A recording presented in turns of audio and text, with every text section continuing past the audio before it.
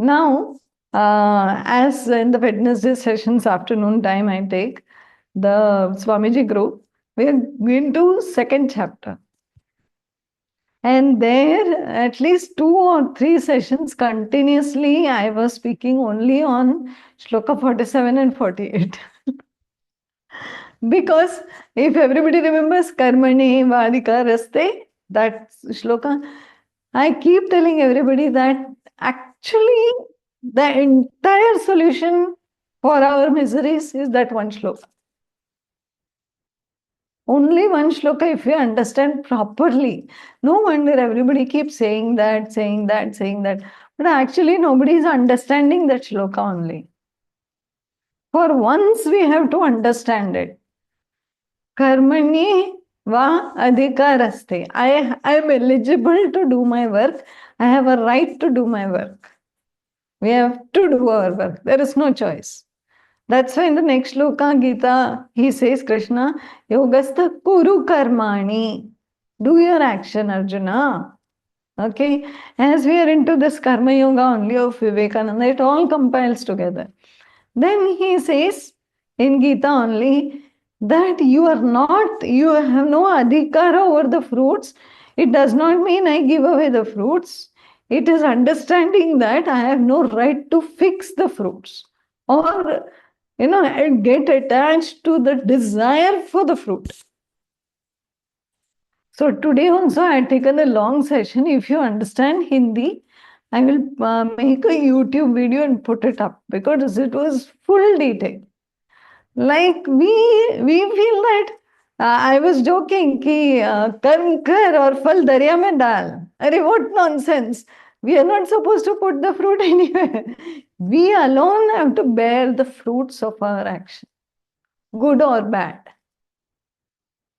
So I was telling, suppose the karma phala is a disease. Can you give it to somebody? Can you throw it in the river? Can you give it up? No. So then your karma phala is very much yours. 100% it is yours. But you cannot contemplate and get attached to it that I should get this, I should get that. That is not in anybody's control. Not in anybody's control. It's all mathematics. It depends on the samashti, the prakriti, our previous actions, the karmas, the plus, the minus, the punyas, the papa. After all the calculations, something comes. So very, very simple life solution is don't get attached to the fruits of your action. Take it. Don't get attached to it. So when he says in the later shlokas, phala phalam tyaktva, in Gita we say, we have to give up the fruits. No. We have to give up the ichha of the bhoga of the fruits. That I want to do this, I want to enjoy this. This desire and the wish to, enjoy or whatever, that has to be given up. The fruit will come. And the fruit has to be taken. There is no choice. All of us, whoever it is, whether it is a rishi or a muni or anybody, we will get our fruits we have to take. So then what are we eligible for, or what right do we have only to do the action? The fruits will come. We have to take it. Again, next is, I am not the reason. I am not the hetu as it comes. Ma karma phala hetur bhu. So I am not the reason for the fruits. Something good came, I did. Or something bad came, I did. No. I did what I had to do. Fruits came. So the action, if you see deeply, cause and effect is getting cancelled. Think about this. What I think is, I did this, so I got this. There is no exact calculation happening at all. So then I say, but I am reading the scriptures, so I am getting punya. But that's why I got this thing. No, I am getting the punya. Yeah, but we don't know when it goes into the account book whether it is getting minus or plus. We have no clue what's happening in the account books. So then what can I do? Only do the action. Keep doing the actions without expectation of any fruit. It will come. Whatever comes is the prasada. That's it. Simple funda of life. I will do my action. Something comes which I assume that it is because of this. Doesn't matter. Let us ignorantly still think like that. But the fruit has come. Fruit has to be taken. Action has to be done.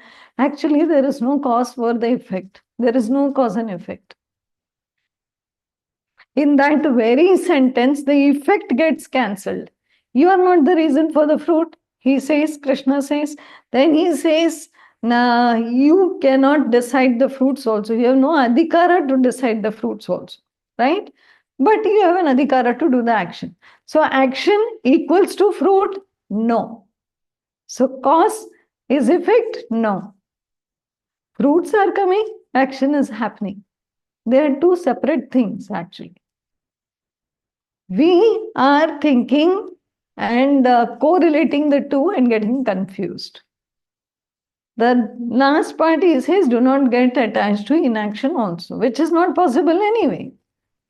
Because inaction we cannot live only. If I'm sitting, sleeping, lying down, whatever I'm doing, it's still action. It is action only. But my choice was not to do something, like standing action and say I'm doing sitting action. That's all. But action is happening. Even in the sleep, we are dreaming and there is action. So action is inevitable from first breath to last breath. Whether we know it or we don't know it, action is happening. Sometimes I associate, most of the times I feel I am doing, which is still okay. Chalega. But the minute I say I am doing, my mind goes that I will get this. We immediately connect two things, and that is where misery starts. That's what Vivekananda is also saying. If we understand, I would suggest everybody just keep reading that shloka every day, irrespective. Irrespective. Just read it. Because one day it will open up for you personally, and that day you are free of misery. Why? Because that minute you understand that the fruits are 100% not in my hands. I can only act. So let me do my action and relax. There is no misery. All the misery is attached to the expectation. All the misery is attached to the expectation of the fruits. What is a desire otherwise? What do we desire? So I was telling, what do we desire? Suppose I say I should get good marks, I should get a good job, I should get good money, I should have a good fit body, I should have whatever. 100 things we can make a list and say, I wish this, this, this. For what are you wishing this? So that I can be happy. You want to ultimate is that I want to be happy. And in between we have 1,000 reasons. Nobody wants to be sad. I want a fit body because I want to be sad. No. I want a fit body because I want to be happy. I want to be healthy. Why? Because I want to be happy. I don't want misery. I don't want misery. I want happiness. So I want all these things. And to get all these things, I am doing all these actions. That is our simple mathematics of every human being. Now the misery starts when I fix the fruit. So today I was also joking because of Diwali. I told everybody it's natural to fix a particular fruit. Don't get confused. If I'm making besan laddu, the result will not be rava laddu. It will be besan laddu only. But laddu may not happen and peda will happen because it did not become round or it crumbled and I couldn't make a laddu. And this is the fruits. But besan will not become rava. Don't get confused. So how to do otherwise? Without knowing the fruit, how I will do the action? We will know the fruit. If I have kept rice in the cooker, chapati will not come out. Rice will only come out of the cooker. Very simple. I know the fruit. I want the rice, so I have kept the rice in the cooker. Very clear. That is not the confusion. The rice should become like this. Then I will make this. This kind of dreams that we build up on that becomes a problem. I will make 24 laddus. I will give 4 here, 2 here. Everybody will say, so nice. Gone. It may happen or may not happen. If does not happen, will bring misery. If happens, will bring little bit of happiness for some time, and then again we don't know what will happen. This up and down, up and down, up and down is happening. For what? Ichha. That's what in Tattva Bodha also I mentioned, it was there. We have to get vairagya means what? I'm just repeating what I did in the Wednesday session. It's all relevant to this. Why the word vairagya comes in Gita so many times, in Yoga Sutra so many times, and he is also saying stop attachment. The minute he said here that if there is no expectation, okay, even in the next story it will come, if there is no expectation, then how will we work without expectation? We expect something, that's why, see, I expect a salary, so I'm going to work. Naturally. So yeah, that's okay. That much is okay. But every day, that thinking, hankering, desiring, what I will do with it, and all this, no build up. Just go to work. Whatever comes, comes. Sometimes bonus will come. Sometimes no salary will come. It's okay. You still continue your work. This, if we understand, then there will be no misery. The detachment is misunderstood again. We feel vairagya means leaving the family, or maybe, making the head bald, or giving up wearing clothes like Mahavir, or maybe wearing white, or and that's okay. That's one type of people who decide to do that. But that is like the people in the Navy have a uniform, people in the army have a uniform, doctors and nurses have uniforms, they have to wear the white coat.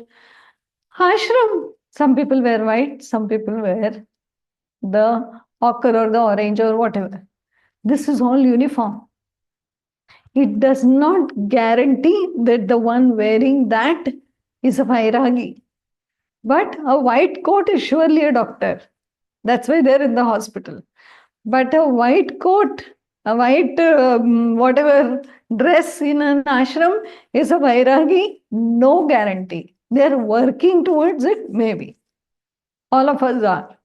So Vairagya is not giving up anything and I am now detached from the whole world. No. Don't do that by any chance. Vairagya is Tattva Bodha. All of you will remember Tattva Bodha. What was the answer for Vairagya? Iha amutra phalabhoga tyagaha. Here in this loka and the other lokas, whatever phalabhoga I am going to get, the desire for that, I have to stop. I have to drop. That is Vairagya. That is Vairagya. It is not that, oh, I give up everything, I will not eat only. No, don't get into all this nonsense. Be very clear in your understanding of the shlokas and everything. That is why the Shastras clearly say, Nitya Anitya Vastu Viveka. What is Viveka? Nitya and Anitya. Understanding what is permanent and what is impermanent is Viveka. What is Vairagya? That now in this loka and the next lokas, the phalabhoga ichha tyaga. I have to give up the ichha, desire for the phalabhoga. So then what to do when the phala comes? Should I give it away? I can't. I have to use it. And if it is something that can be shared, you can share it. That's all. But it will come to you only. Your karma phala will come to you. So understand these things very clearly, without any confusion. If there is any confusion, you keep asking till we clear this one shloka. This is the icing on the cake of the entire Gita. That will take away all miseries. If you understand that one shloka properly, then there will be no misery. Where does misery come from? What does he say? Never will unhappiness or misery come through work done without attachment.